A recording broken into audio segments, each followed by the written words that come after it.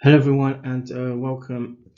Excuse me to this. Welcome to this audio podcast, or this overview as part of a research and report edition or series. This audio podcast as part of a Labostix report.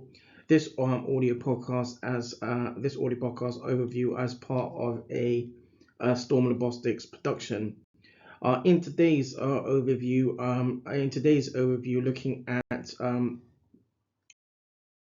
looking at investigating transplant immunobiology, the immune system, transplant rejection, and neuroendocrinology. This audio podcast is part of a ZtormLabostix Collaborative. In this works also, or this overview is works that had been presented had been presented sort of in around 2022 in around 2022 at the at an international seminar or symposium in around pediatric transplantation, and where this works was originally stemmed from from original research works from in around 2000, between 2004 and 2006. So to begin with, to provide just to give a sort of a content an overview in regard to the contents of this overview, there'll be an introduction. So aims and objectives, looking at neuroimmunobiology and neuroendocrinology, the sort of association or interplay or interlink between the sort of mechanistics, and looking at literature review, sort of a retrospective, and then continuing on, looking at sort of prospective investigations, looking at discussion, conclusion, and then at the latter end of this overview, there will be a list of references or citations which can be used by listeners and viewers to check out sort of works similar to this, and in regard to the more specific aspects of aspects around this overview. So to begin with some intro, so to attain long-term or long-standing transplant survival prognoses post-transplantation has been the ultimate challenge for a variety of organ transplant specialties. Immunosuppression, or IST, reduces the activation or efficacy of the immune system. Some portions of the immune system itself have immunosuppressive effects on other parts of the immune system, but clinically induced immunosuppression, or IST, is carried out through pharmacotherapy. This is usually done to prevent or preclude the body from rejecting an organ transplant or solid organ transplant, or for the treatment of autoimmune diseases. So when an organ is transplanted, the immune system of a recipient would sort of recognize it as a foreign tissue and attack it. Cortisone as a form of pharmacotherapy was one of the first or initial ISTs identified. The more effective forms of IST, for example, azathioprine. Azathioprine was identified in around 1959, but it was not until the discovery of CSA, or cyclosporin A, in the 1970s that transplant surgery, for example, found a sufficiently powerful immunosuppressant or IST. Monoclonal antibodies are monoclonal antibodies, or MABs in abbreviation, are antibodies that are identical to the immune system because they are produced by one type of immune cell, and all clones of a single all clones are one type of immune cell, and sort of clones from a single parent cell. Monoclonal antibodies at the same time have advanced from involving fusion of immortal cells, for example, a myeloma tumor cell with a predetermined antibody producing B cell. The fusion is done by ensuring cell membranes are more permeable. Initially, mouse monoclonal antibodies, or MABs, did not make ideal pharmacotherapy or therapeutics because of difference between the human and murine or mouse genetics. This has been dealt by this had now been dealt by humanizing murine or mice antibodies, or by making a fully human monoclonal antibodies. It has now become standard or standardized to use monoclonal antibodies, monoclonal antibodies or MABs with main stem ISTs. Now looking at sort of the aims and objectives in around this works. So this overview looks to highlight how specific immunobiological and neuroendocrine markers can reduce chemokine migration and acute allograft rejection, or AAR. In around the mechanisms, the pre-transplant phase is just as central as the post-transplant period or duration, and it is postulated that Hans-Selye's general adaptation syndrome from 1936 and specific neuroimmunobiology and neuroendocrinology should be considered aligned to transplant immunobiology in context of allograft prognoses. So now looking at neuroimmunobiology and neuroendocrinology, the sort of interplay or interlink. So Sally described the general adaptation syndrome, or general adaptation syndrome, as having three stages.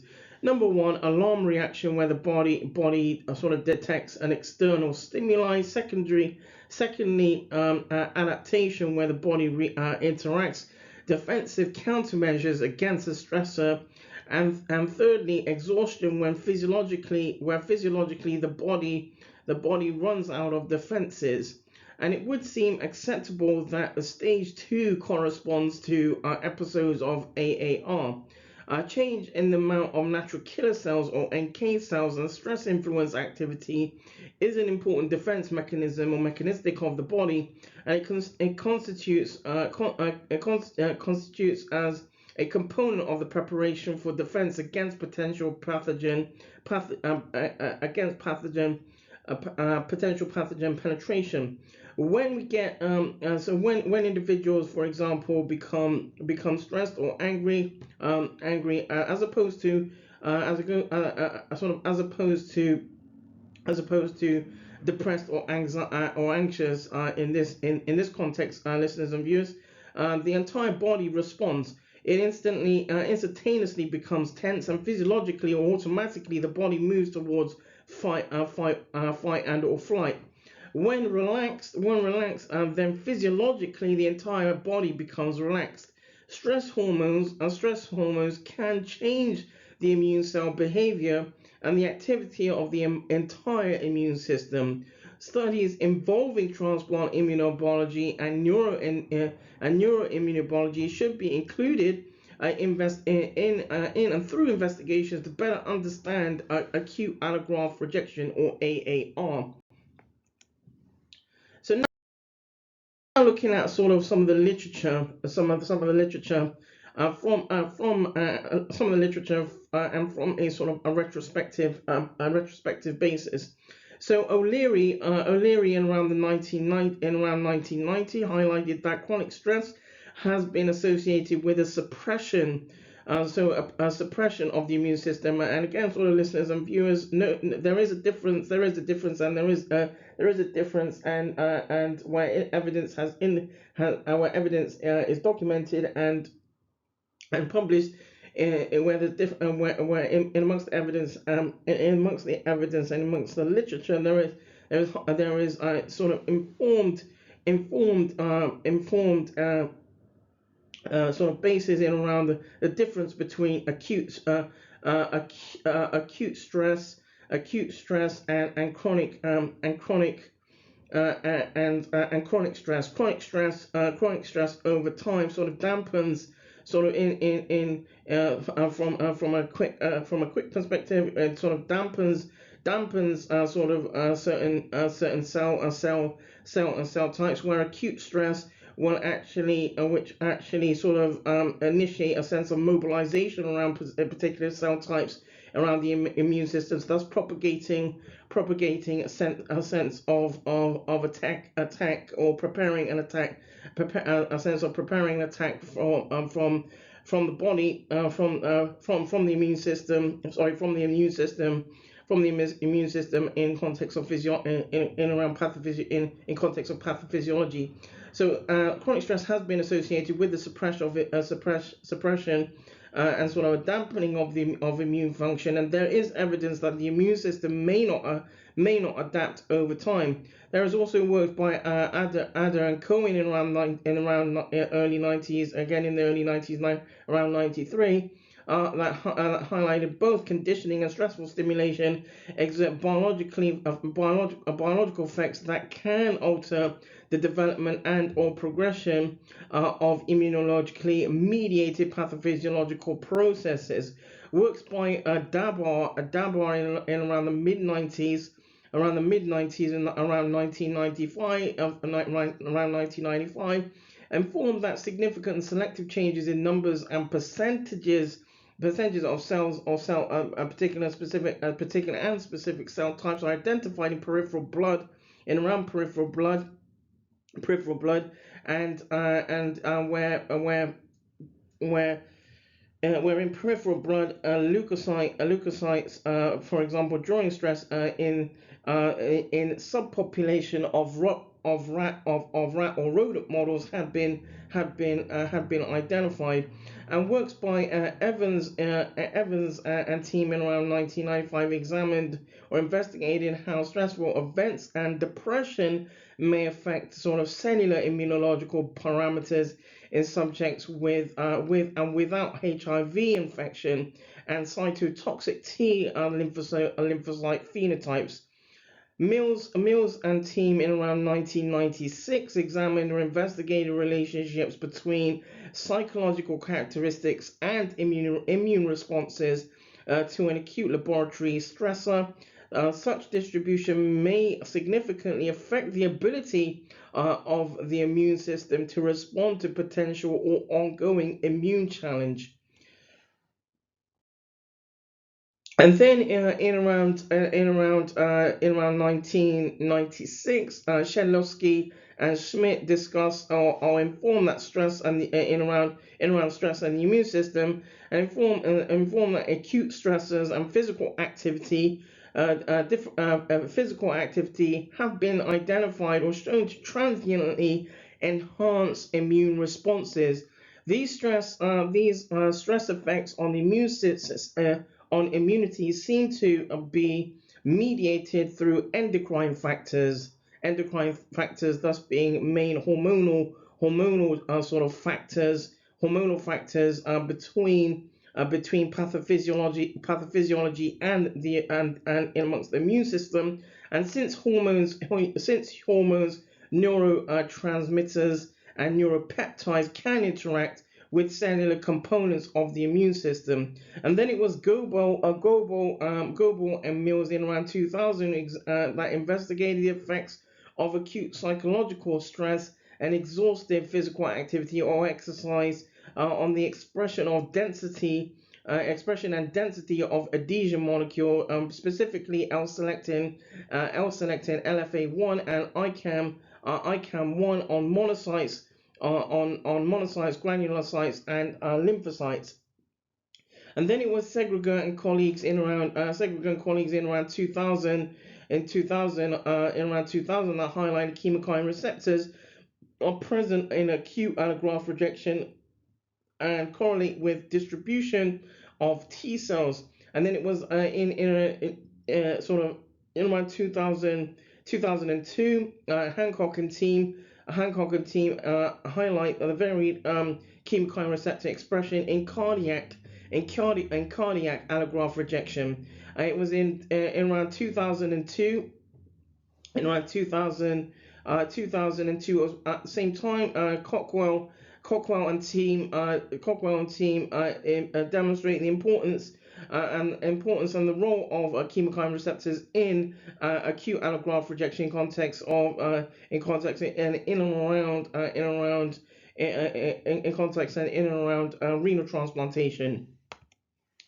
So now looking at sort of continuing on there's works by Larson and team in 2001 in around 2001 informed that acute stress may signal an increase in at least some aspects of cell-mediated or Th type 1 driven immune response. Maddock and Pariente in around 2001 also informed that chronic stress appears to result in suppression of the immune response, whereas immune activation and suppression have also been associated with acute stress. Sternberg in around 2001 also informed that physiological levels of glucocorticoids are immunomodulatory rather than solely immunosuppressive, causing a shift of cytokine production from a primarily pro-inflammatory to an anti-inflammatory pattern, and such patterns of cytokine production can be categorized as Th type 1 or Th type 2 and roughly correspond to cellular or humoral immune responsive. Then works by Redwin and colleagues in their works in around 2003 hypothesized that activation of psychological stress response increases autonomic activity and enhances immune function by inducing a significant increase in numbers of leukocytes at sites of inflammation. Redwin for Redwin and teams are also in around 2003 in their works discuss or inform that few human investigations have examined or explored the effects of stress on leukocyte motility or leukocyte sort of movement, and to date there had not been published works examining psychological stress and works in around leukocyte chemotaxis. Chemotaxis at the same time did not correlate or has not correlated amongst documented works. Chemotaxis does not correlate with catecholamine levels, suggesting that another mechanism of activation may also exist, which increases chemotaxis after stress. In around 2004, Yoon and team demonstrate that chemokine receptors play significant roles in the development of chronic rejection and may serve as potential therapeutic or pharmacotherapy targets for cardiac allograft vasculopathy. Jiafeng and team in around 2005 demonstrate or inform that demonstrate the unique role of chemokine molecules in the maintenance of cardiac allograft tolerance mediated by NK cells in a murine model or mouse model. Works by Ulig and Callas in 2005 informed that there are plurality of how neuroendocrinological factors can affect or may influence immunity and the immune system and immune system mediated diseases. There are consistent convincing reports or works of links between stress and disease onset and progression. Prospectively, the perfect the sort of the perfect the perfect basis would be where where patients are stress free before transplantation, i.e. when on forms of renal replacement therapy and on forms of prophylaxis, and throughout the time awaiting a transplant. This may well suppress those chemokine receptors that lead to acute allograft rejection episodes post-transplant. So now looking at sort of an overview in around some prospective investigations.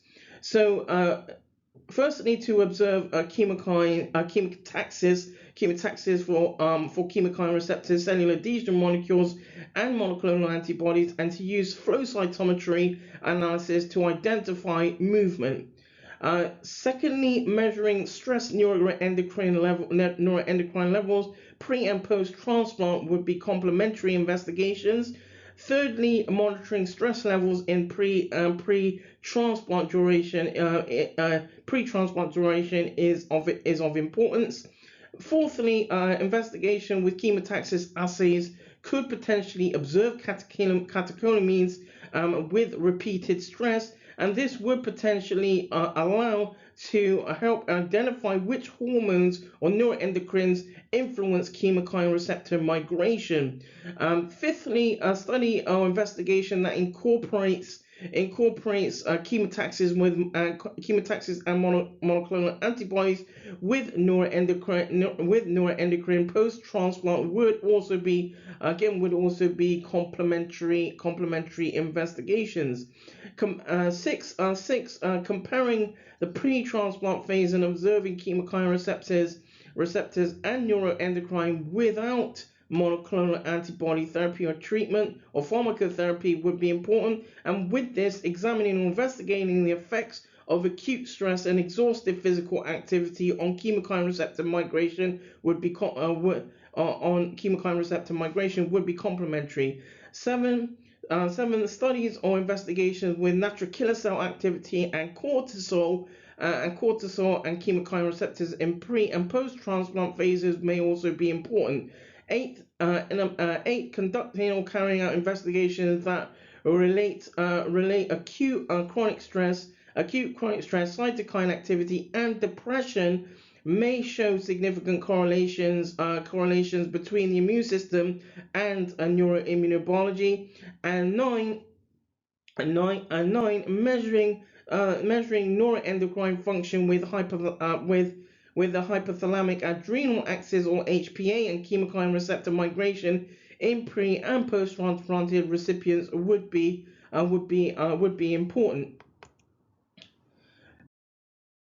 So now looking at some of the discussion as part of this overview, some of the discussion. So currently, no research links sort of the neuroimmunobiology and with neuroendocrinology in context of transplant immunobiology from a laboratory perspective. There is a potential for prospective efforts in these areas, but would require sort of multidisciplinary research efforts to acknowledge scope.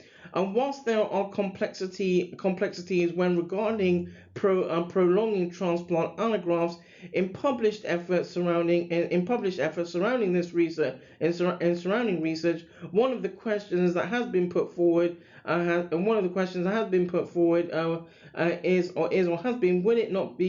it not seem sensible to acknowledge that stress can cause a more activated immune response? And it is apparent that chronic stress and depression are linked and cause suppression of the immune system, whereas acute stress can potentially cause lymphocyte proliferation and initiate chemokine receptor migration or trafficking to transplanted organ and instigate acute allograft rejection episode. However, at the same time, the link between stress and transplant rejection is uncertain. The postulation of using chemotaxis method or methodologies would be an admirable opening point, and linking monoclonal antibodies with chemokine receptor migration and cellular adhesion molecules cellular adhesion molecules or CAMs to identify how stress could potentially propagate acute allograft rejection. It would seem sensible at the same time to state that the stress post-transplant population will have an increased cytokine production, and this could immunologically devastate allograft post-transplant duration, or cause another pathway for acute allograft rejection. Now, looking at some conclusions. So the aims of this sort of overview were to identify, establish even, and put forward an overview surrounding solid organ transplantation, neuroimmunobiology with neuroendocrinology in context of transplant immunobiology from a laboratory perspective. Whilst literature informs that chemokines surrounding transplantation provide a basis, it is now anticipated that work could be used as a guide to prompt procedures prospectively across disciplines. Using a multidisciplinary research effort should enable professionals to come together to achieve better understanding of transplant tolerance. Based on Seni's work in around 1936 and the general adaptation syndrome and stage 2, where the body interplays defensive countermeasures against a stressor, it is postulated that chemokines appear to be integral players in this complex and dynamic process. A combination around neuroimmunobiology and neuroendocrinology in context of transplant immunobiology from a lab perspective is needed to understand transplant immunobiology, and in context of stress and Seni's work, and where Seni's work had been the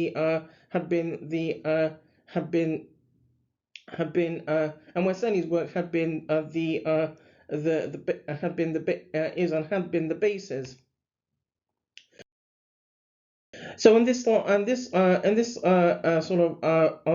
of page here, listeners' views is a list of references or citations which can be used to identify sort of the full works in around this in this overview, and in regard to sort of some of the more intricate works in amongst published works and in amongst the evidence.